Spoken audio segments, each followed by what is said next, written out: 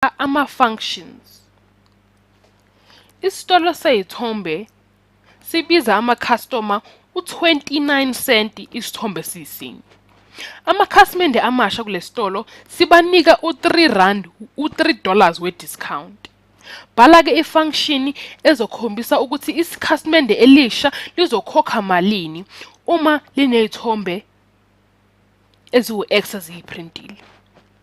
U-X yithombe eziprintiwe.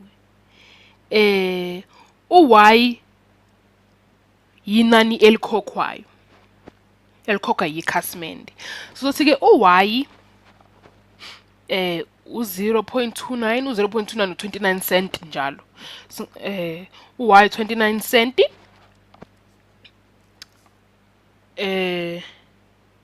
Ikhasimende elijwayelekile likhokha u-29 cent isithombe sisinye.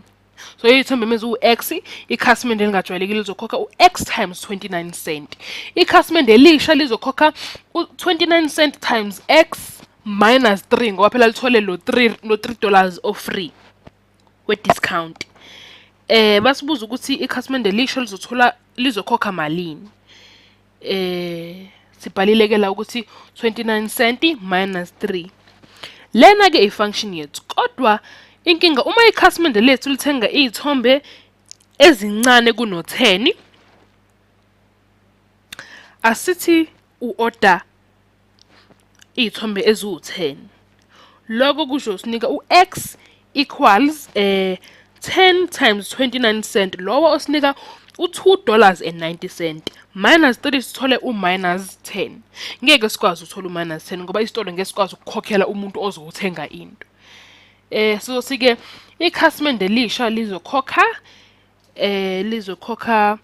u-29 cent times X minus 3 uma u-X umncane kunezithombe eziwu-10.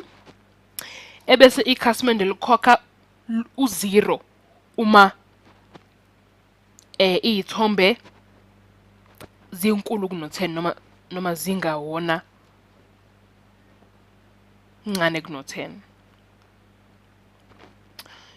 Yabona-ke le function siyakhe ngokufaka zonke izinto esizithole la kulesibalo sethu.